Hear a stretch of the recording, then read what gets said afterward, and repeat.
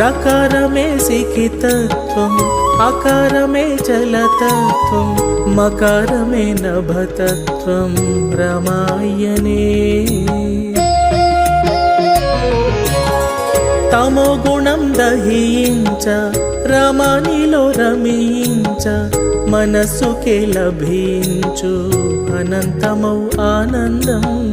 దైవాధీనం ఈ లోకం, మంత్రాధీనం ఆ దైవం.